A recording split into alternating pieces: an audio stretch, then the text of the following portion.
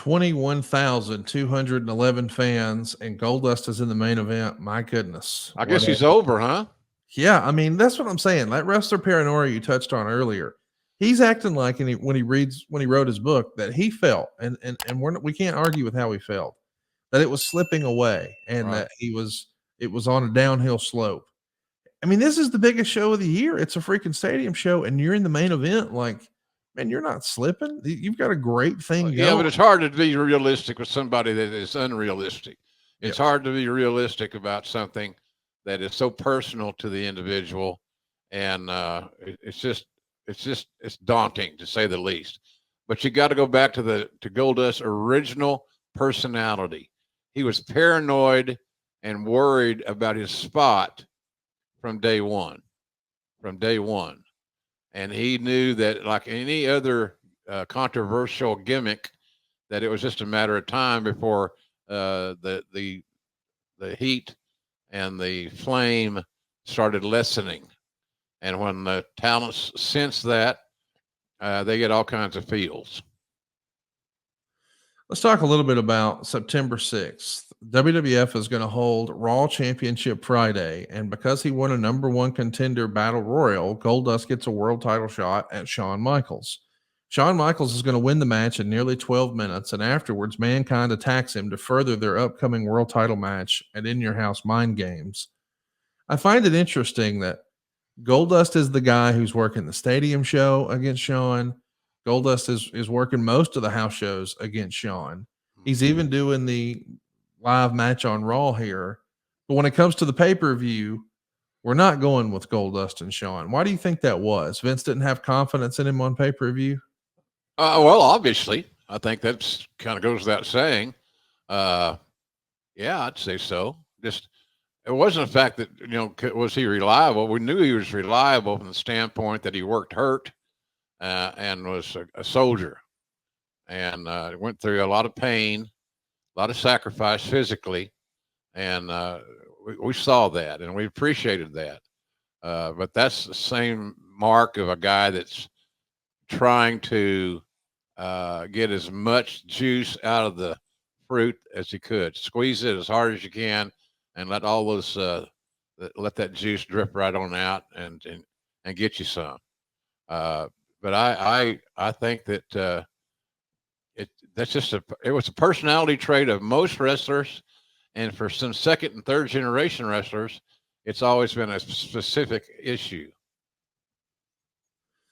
Let's talk a little bit about In Your House 10. That's what's next. It's in Philadelphia. It's Mind Games. It goes down September 22nd, 1996 in Philadelphia. There's like 15,000 fans in the building, nearly 12,000 of them paying almost 211,000 at the gate. But it's Goldust working with The Undertaker in a final curtain match. And the match can only end by pinfall, which it does, in 10 minutes and 23 seconds when The Undertaker pins Goldust with a tombstone. Man, these guys, these characters, The Undertaker and Goldust, they met time and time again on pay-per-view. What'd you think of those matches? What'd you think of their chemistry? They had great chemistry, and they liked each other. And Dustin had great respect for Mark, the Undertaker, as he should, and he did. So that was a big boom for the build of the Goldust character, getting in the ring so many times with the Undertaker. Because when you're in the ring with the Undertaker, you've been made. You're a made man, and at that point. And they had so many opportunities to continue to improve on their match. It just worked. Again, the old school came to play. Dusty's Kid, the controversy of that whole thing. We were trying to get closer to that Attitude Era time, and it was just it worked. It worked out because those guys respected each other, and Dustin listened to Taker. I'm not saying Dustin didn't have the ability to lay out a match. We see him do that all the time at AEW. He's a entirely different, changed man, all for the better. But he's good at laying stuff out. But at the same time, when you're good at laying things out, you can contribute in a trustworthy way. And I think that's kind of what we had. That's what that deal's about. It was just, Dustin and Taker had that chemistry. It worked out really well, and they always had solid matches. Were they 5 stars and all that shit? I don't know. That's all subjective anyway, isn't it? Yep. So, you know, but I liked their chemistry. I really did. But I like both guys. I'm kind of biased there. I was booking the matches. Let's talk a little bit about how Goldust is being received at the live events. While he might be not victorious in his challenge for the Undertaker, boy, the fans, they're still pretty hot at this character, to the point where there'd be so much booing that Goldust would lean into it. He'd grab the mic and say something like, "If you don't shut your mouths right now, I'll come out there and stick my tongue down each and every one of your throats." And in New York, they go insane cursing him, and a lot of times cursing him in Spanish, which I think made him laugh.